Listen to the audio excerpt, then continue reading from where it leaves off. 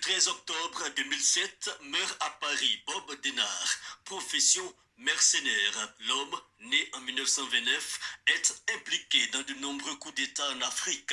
Le sulfureux personnage, à 16 ans, s'engage dans la marine et rejoint l'école des apprentis mécaniciens de Saint-Mandrier.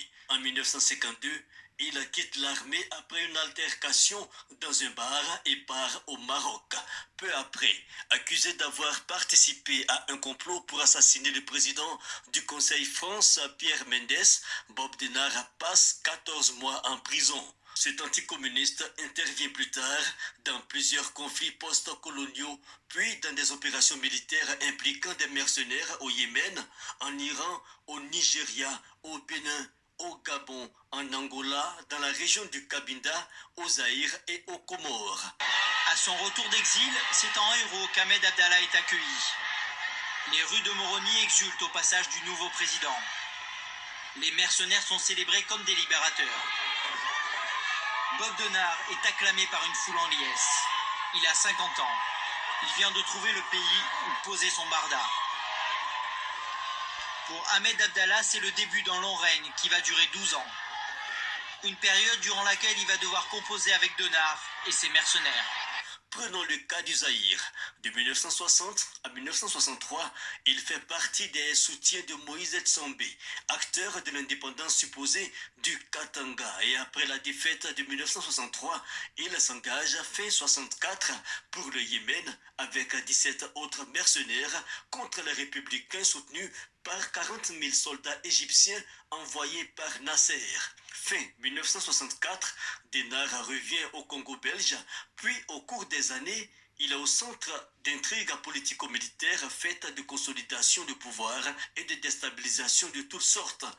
De retour en France, il se retire dans sa région natale, le Médoc, où il rêve de construire en 1999 un musée de la décolonisation. Il doit cependant faire face à de multiples procédures judiciaires auxquelles s'ajoutent ennui d'argent et de santé.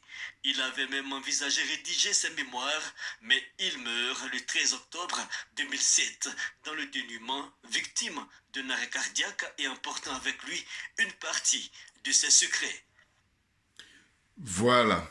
Alors, excusez-moi.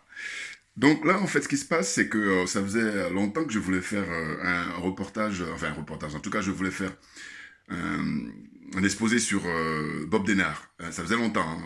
Et puis, il se trouve que l'actualité nous rattrape tout naturellement. Bonjour, aujourd'hui, nous sommes donc le 16, mai 2021.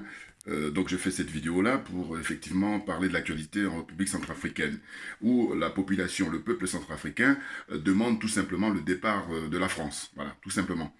Comment on appelle ça, MUSMA, ou je sais pas, l'ONU, là, les casques bleus, les casques blancs, enfin, tous ceux-là doivent partir, parce qu'ils sont dans la marmaille, ils sont dans la magouille, ils sont dans... C'est des complices hein, avec la France, hein, avec leur complot organisé depuis des décennies. Donc ce monsieur, Bob Denard, pourquoi? Ben parce que en fait, il se trouve que l'actualité nous montre un monsieur là qui a été chopé récemment.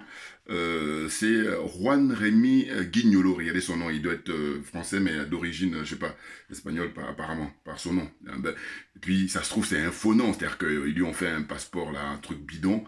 Alors, on se permet, parce que c'est bon, quoi. Je veux dire, il y a des gens qui meurent, voilà.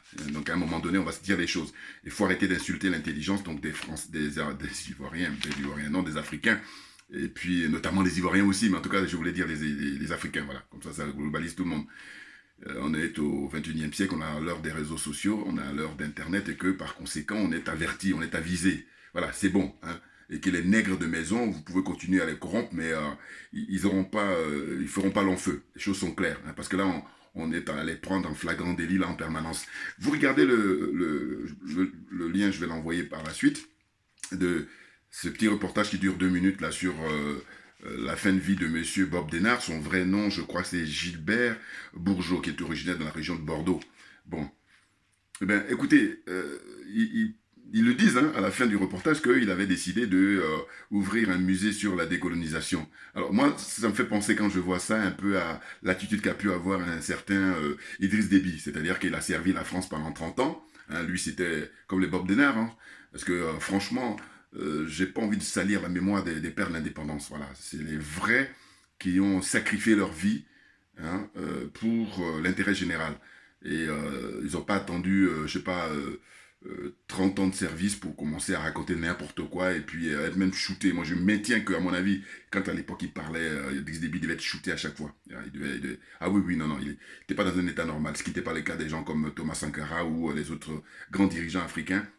Ils sont les vrais pères de l'indépendance et qui sont des panafricains, des vrais, hein, des authentiques.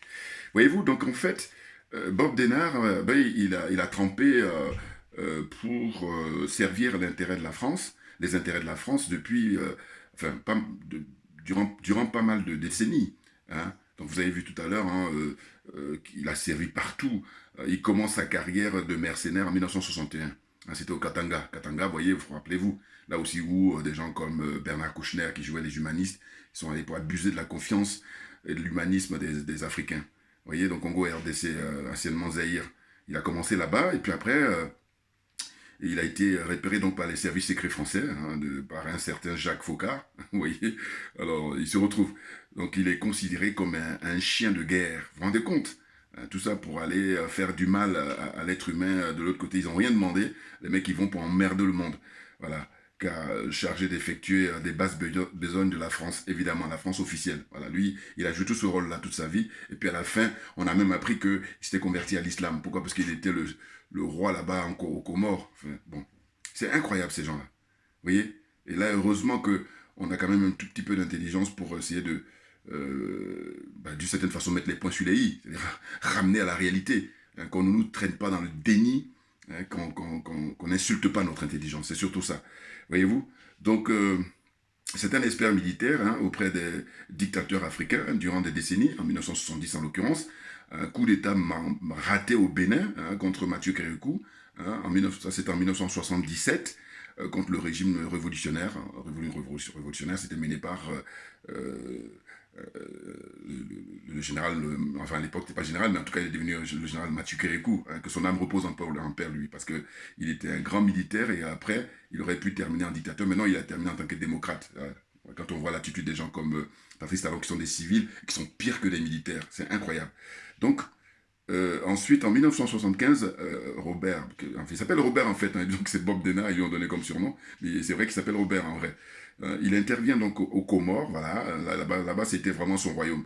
Après quelques semaines d'indépendance, hein, quand les Comores obtiennent leur indépendance en 1975, lui il intervient quelques semaines après pour y installer Ali Souali, voilà, un des dirigeants là, contre Ahmed Abdallah, hein, qui lui avait gagné auparavant. Et en 1978, il revient aux Comores, renverser Ali Souali, qu'il avait mis auparavant. Mais lui, il s'est amusé, hein, Bob Denard. Je crois que les Comores, de toutes les campagnes qu'il a menées, les Comores, c'était vraiment le top pour lui. Hein, il avait plein d'enfants et puis plein de femmes là-bas. Enfin, c'est incroyable. La vie était belle pour ces gens-là.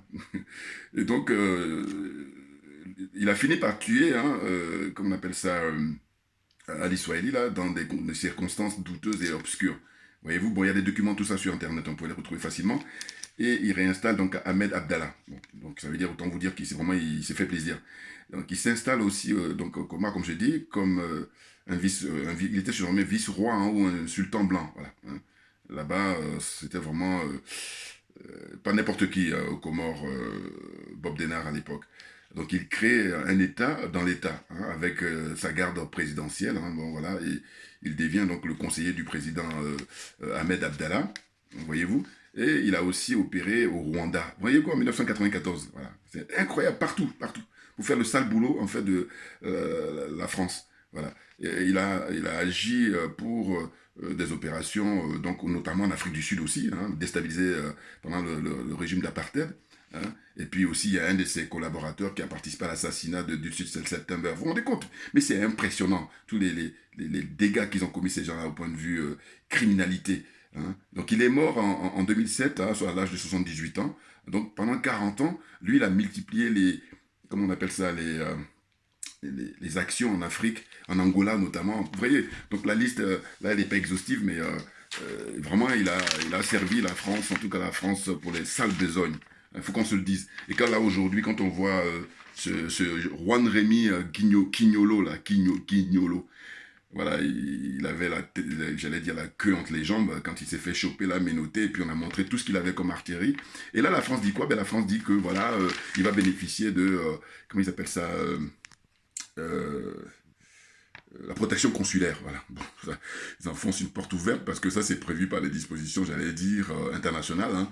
Il ne manquerait plus que ça qui nous bénéficiera, mais simplement, c'est un voyou, c'est un criminel. Et je me disais, quand je réfléchissais un peu, je me disais, mais la France pourrait considérer ce monsieur comme quelqu'un d'ordinaire en disant, bon, voilà, c'est un voyou et donc il va être traité tant que tel. Alors que non, non, non, non.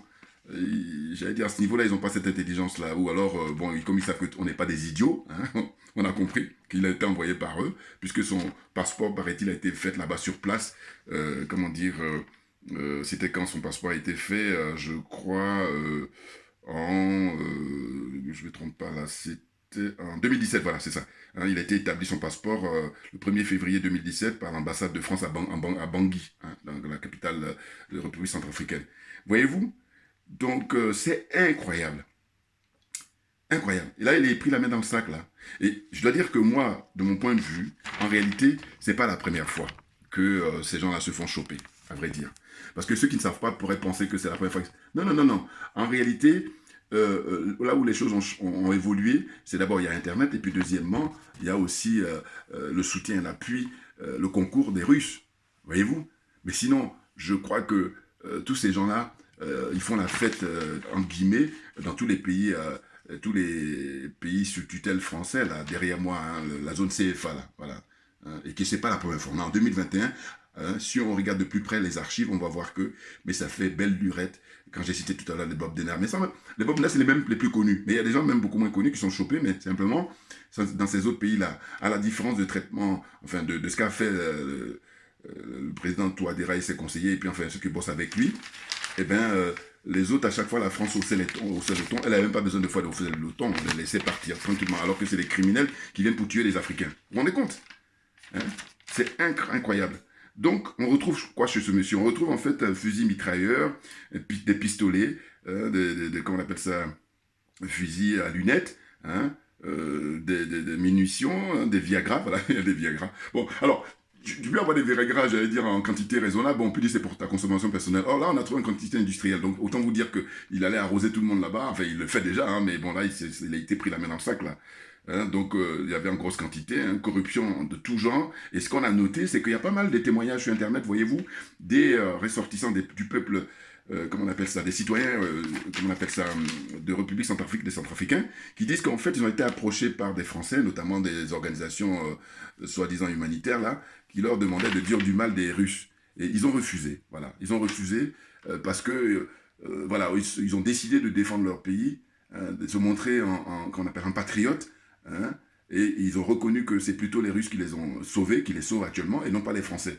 Donc là, ils ont des témoignages. C'est pour ça que j'ai dit qu'ils n'ont pas compris, ces gens-là, que les temps ont changé. Parce que ce n'est pas l'époque de Bokassa, où là, on l'humiliait, et on humiliait tout le peuple africain en général, et le peuple centrafricain en particulier. Je vous encourage à regarder des documentaires sur le témoignage de Jean Bédel Bokassa, hein, l'ancien, qu'on appelle ça, empereur de la République centrafricaine. Non, mais c'est pitoyable. Et puis, ça... Fait, tout est mélangé comme sentiment. Quand la première fois que j'ai vu des témoignages, je me dis, mais non, mais c'est incroyable ça. Vous vous rendez compte?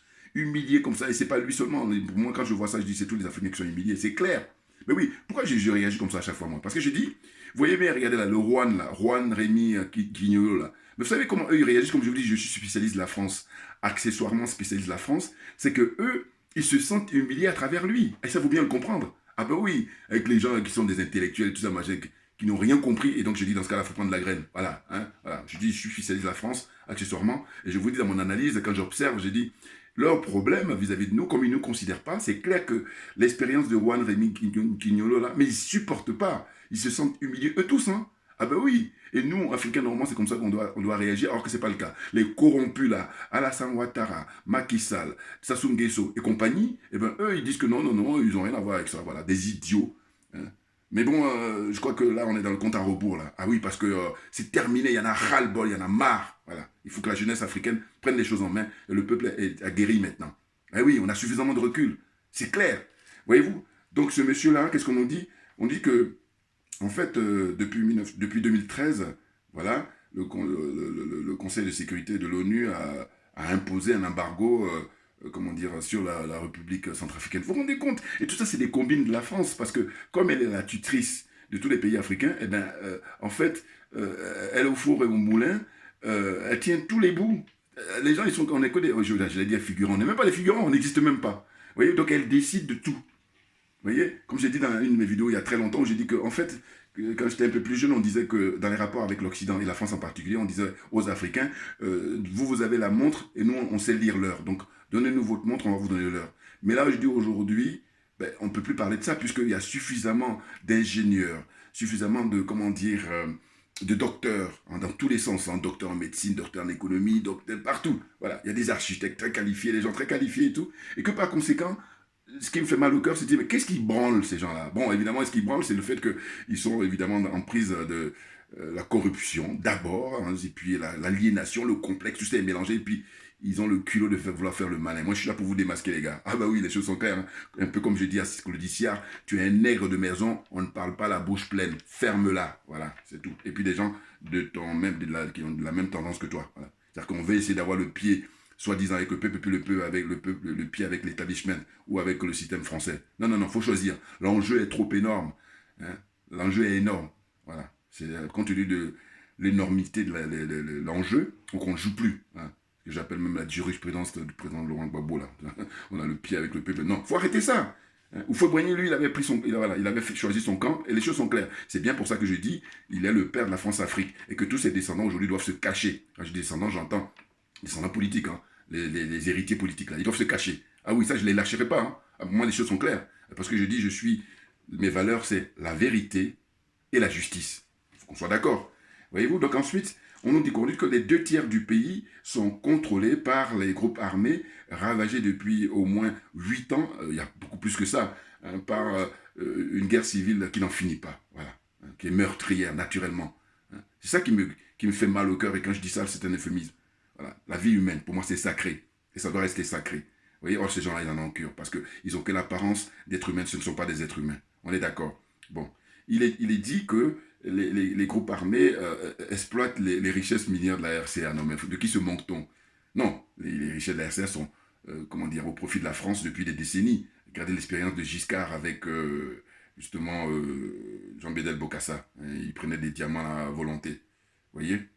Donc, ce monsieur-là, Juan Rémy Quignolo, là, il est né en 1966, soi-disant, voilà. Et son passeport, donc, comme j'ai dit tout à l'heure, était établi là-bas à Bangui, par l'ambassade de France, en 1900, le service consulaire, là, en 2017. Vous voyez, donc c'est très récent. Et il est parti partout, pourtant, il est passé au Mali, il est passé un peu partout. Hein. Donc, je n'oublie pas, hein, là, de parler de, comment dire, la Légion étrangère. Voilà, c'est ça. La Légion étrangère. Mais vous savez, pourquoi je voulais faire une vidéo sur Bob Denard? C'est simplement que j'en avais marre quand j'écoutais les infos, où les Français, le culot qu'ils ont, bon, ils sont à l'aise, hein, de toute façon, bon, parce qu'ils sont les tuteurs. Donc voilà, ceci explique cela. Eh bien, ils n'arrêtaient pas de dire qu'ils remettaient en cause la probité. En tout cas, ils critiquaient les Russes. Voilà. Ils critiquaient les Russes en disant, oui, ils sont impliqués pour non-respect des droits de l'homme et tout ça. Non, mais ça commence à bien faire. Parce que quand je dis toujours la charité bien ordonnée, et puis, ils ont... Bon, non, mais c'est incroyable. Hein. Là, ça vient, je vous dis l'explication, c'est le mépris qu'ils ont pour l'homme noir, l'Africain. Parce que l'élite française, ils sont les plus racistes de tous le coderme, tous les blancs. C'est les plus racistes, l'élite française. Voilà. Et puis, je suis à l'aise pour dire ça. Puis, je dis qu'on vienne me démontrer le contraire. Voilà. Non, parce que moi, je fais concours d'honnêteté intellectuelle. Et donc, c'est ce qui explique qu'ils vont nous parler de, comment dire... les Russes, qui eux ne respectent pas, alors qu'eux-mêmes, jamais, ils ont fait un mea culpa. Jamais. Oh, naturellement, à partir du moment où tu ne fais pas de mea culpa, c'est que tu es amené à recommencer, tu es tranquille.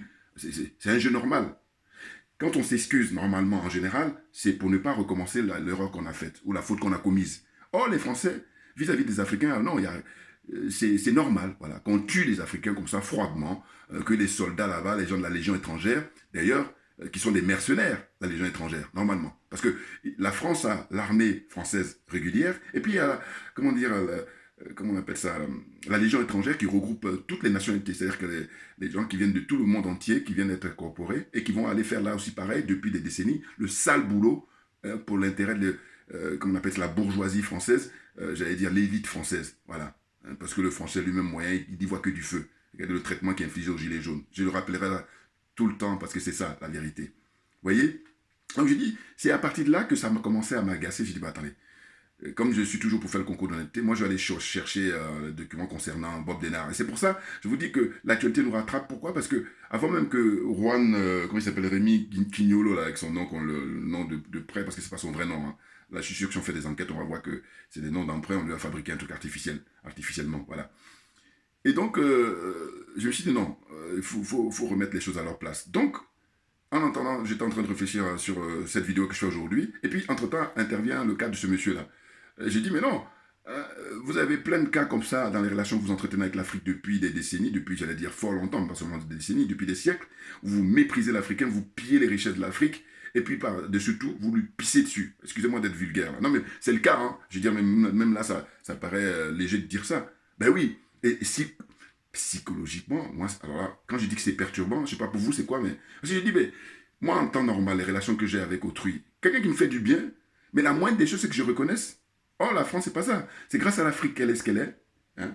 La France occupe le rang qu'elle a sur le plan politique, sur le plan militaire, sur le plan économique, grâce à l'Afrique. Et ce qui fait que maintenant là, ces derniers temps, je dois vous dire que, comme je dis souvent, j'ai dit en fait, vous prenez l'expérience des lunettes, pour ceux qui portent des verres, moi je porte des lunettes pour lire, bon. Vous voyez en temps normal, mais quand vous nettoyez vos lunettes pour pouvoir regarder à nouveau, mais vous voyez net. Eh bien moi, c'est l'impression que ça me donne par rapport à l'évolution là, quand on regarde les rapports entre la France et l'Afrique, et puis je regarde là, comment se comportent les intellectuels africains, et comment se comporte surtout l'intelligentsia française. Tout le monde, et quand je les observe, je dis, mais non, mais c'est du bidon, c'est du bidon. Et donc je rêve que des gens très connus puissent emprunter ce que je dis là. Dire que la France n'est pas une démocratie, sinon ça se saurait. Hein.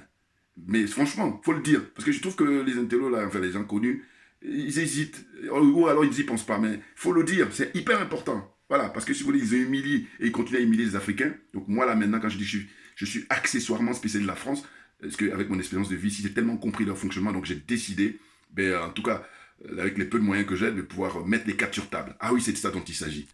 Voyez-vous? Donc j'ai dit, ils sont mal placés pour donner des leçons aux Russes. Et d'ailleurs, je pense qu'ils ont dû faire des tentatives, hein, parce qu'ils siègent au Conseil de sécurité là-bas avec les Russes.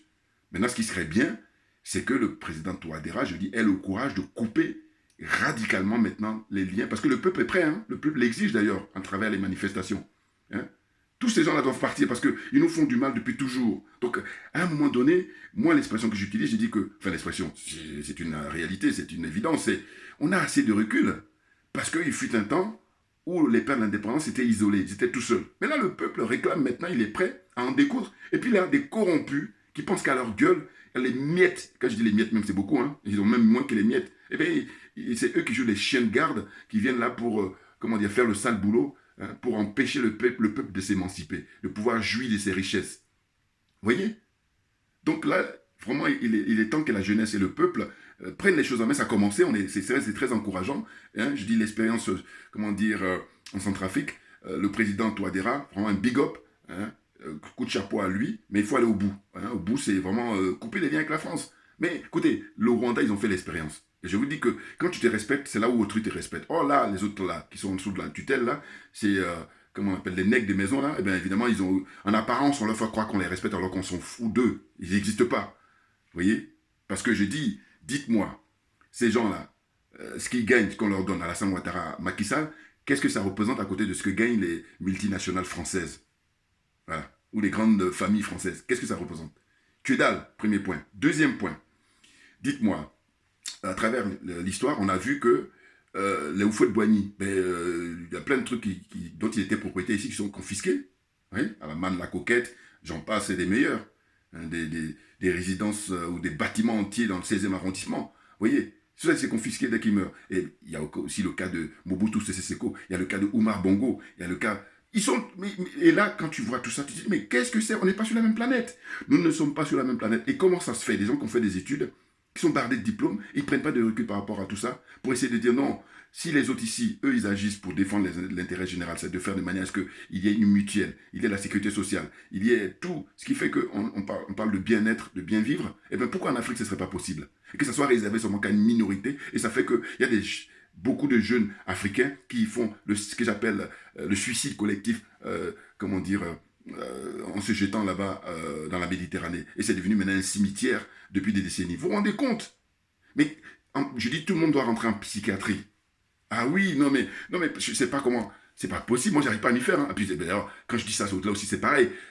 Dire le contraire, c'est ça qui est embêtant. Mais dire ça, mais franchement, c'est tout à fait normal. On doit rentrer en psychiatrie parce que comment ça se fait que nous sommes les plus riches, potentiellement, hein, évidemment, et puis là, on se retrouve à être les derniers. Puis tout le monde nous pisse dessus, les Français en premier. Tout le monde nous chie dessus d'ailleurs. Non, vous savez, je suis tellement en colère que là, j'utilise ces mots-là. Hein. Excusez-moi d'être vulgaire, mais c'est pas possible. Comment vous voulez expliquer? Quel qualificatif vous voulez apporter après?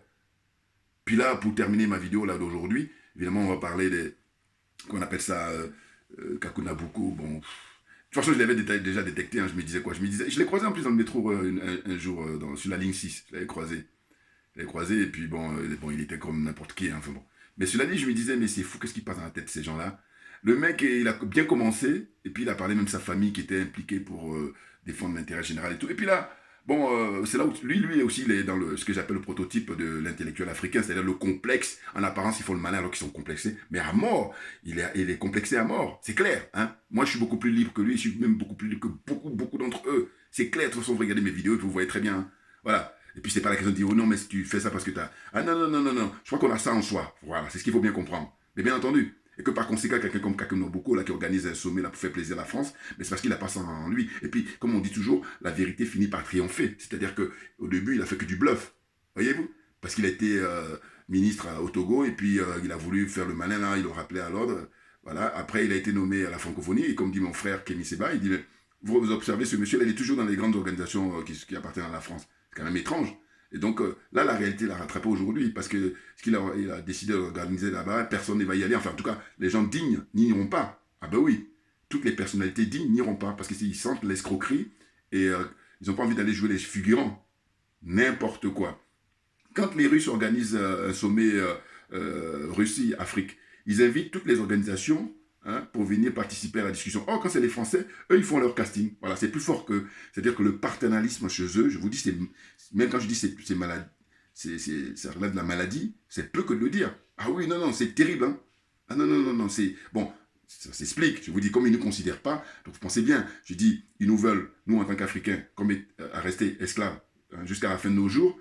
Ça, c'est, j'allais dire, au pire des cas. Et puis, au mieux, ils se veulent être notre tuteur parce qu'ils nous considèrent là, pour le coup, comme des handicapés lourds. On est d'accord? Ah oui, je me fais plaisir de rappeler ça parce que je dis que quelqu'un me dise le contraire. Bon, puis je ne suis pas sûr, comment dire, comme on pourrait dire, t'enfonces une forte ouverte, mais c'est simplement parce que les gens qui sont très connus, quand je les écoute à la radio ou machin, voilà, voilà. Donc moi j'aime bien, hein, j'ai toujours rappelé les gens qui, évidemment, sont vraiment très tranchants là-dessus. Hein. Je pense au professeur Gomez, c'est clair. Kouvi Rekmir, et puis la personnalité de quelqu'un comme Lasconi ou aussi le professeur Mutunde, voilà, c'est des gens qui sont très tranchants, voilà, et puis le frère Kémy, naturellement, voilà, faut y aller droit au but, tourne pas autour du pot, on a assez de recul, donc maintenant, faut leur montrer, d'ailleurs j'ai dit, l'heure de nous-mêmes a sonné, pour reprendre la fameuse phrase du grand monsieur qu'est Aimé Césaire, voilà, l'heure de nous-mêmes a sonné, faut pas l'oublier, et donc on n'a plus rien à, j'allais dire, perdre. Oui, d'une certaine façon, on a tout à gagner. Voilà. Merci à vous pour votre attention et puis à très bientôt. Merci bien.